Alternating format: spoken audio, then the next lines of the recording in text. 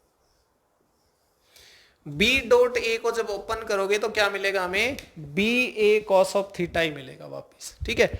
जब दो वेक्टर का डॉट प्रोडक्ट करते हैं तो उसका रिजल्टेंट हमें क्या मिलता है, स्केलर मिलता है। इसका मतलब है कि magnetic flux is a scalar quantity. B और ए का डॉट प्रोडक्ट करने पे हमें फ्लक्स मिला ना, तो उनका डॉट प्रोडक्ट करने पे जो मिलेगा हमें वो स्केलर होता है, इसीलिए इसको स्केलर प्रोडक्ट भी बोलते हैं, ठीक है। तो magnetic flux is a scalar quantity, ठीक है। यूनिट हमने पहले पढ़ ली थी और अभी ये क्या है कि स्केलर क्वांटिटी है। तो हमने देखा कि जब मैग्नेटिक फील्ड और एरिया वेक्टर कुछ एंगल बना रहे हैं आपस में 0 से ज्यादा, तो ऐसी सिचुएशन में हमारे पास मैग्नेटिक फ्लक्स का फॉर्मूला क्या आएगा, B A cos of theta, ठीक है। तो यहीं से हम कुछ स्पेशल रिजल्ट्स देख लेते हैं, स्पेशल केस बना लेते हैं इसका। कुछ स्पेशल केस देखते हैं। देखिए व्हेन थीटा इज 0 डिग्री, तो फाइव बी क्या था, B A cos of theta 0 degree, cos 0 क्या होता है 1, तो ये आ जाएगा बी इंटू ए।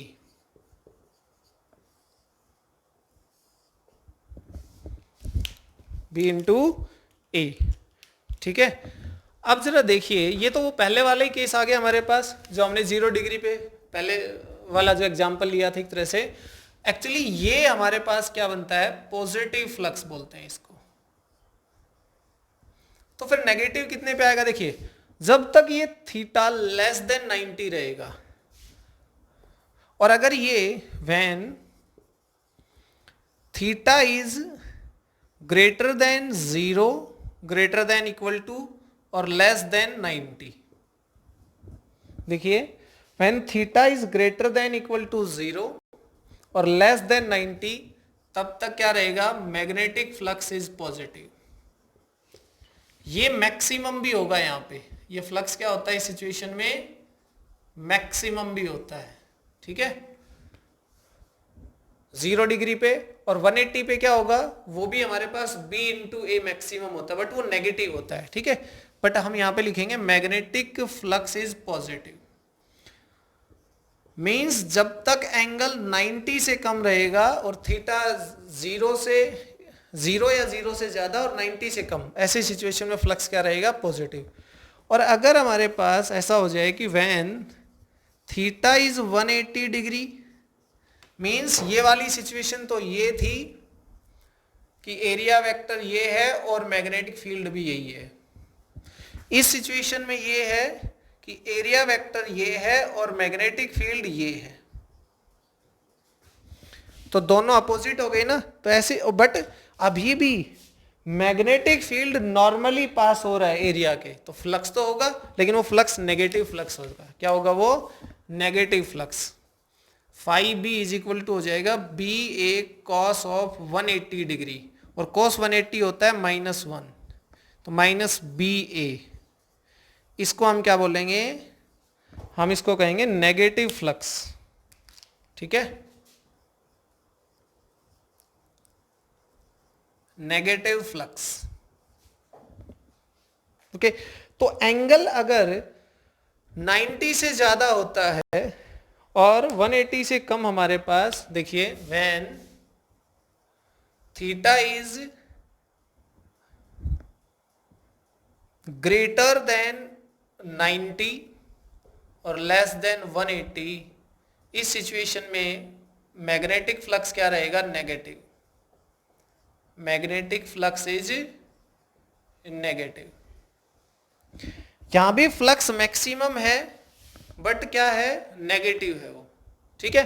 तो हमारे पास अगर हम इसका एल्जेब्रिक एडिशन करने चलेंगे इस तरह की सिचुएशन का, तो ये माइनस इसके साथ रहेगा। एल्जेब्रिक एडिशन जो हमारा सिंपल एडिशन होता है, क्यों, क्योंकि फ्लक्स जो है एक स्केलर क्वांटिटी है, तो इसका एडिशन क्या होगा, सिंपल एल्जेब्रिक एडिशन ही होगा, क्लियर। तो हमारे पास दो तरह का फ्लक्स हो गया, एक पॉजिटिव फ्लक्स और एक नेगेटिव फ्लक्स, ठीक है। और फ्लक्स कब तक पॉजिटिव रहेगा, जब तक 90 से कम एंगल है, 0 या 0 से ज्यादा या 90 से कम, उस सिचुएशन में, मतलब यहां ऐसे देखिए, यहां तक क्या रहेगा, पॉजिटिव फ्लक्स, और इस सिचुएशन में एंगल बनेगा कब, जब 90 से ज्यादा हो जाएगा तो क्या हो जाएगा, नेगेटिव फ्लक्स। क्लियर। तो ये हमारे पास क्या था, मैग्नेटिक फ्लक्स।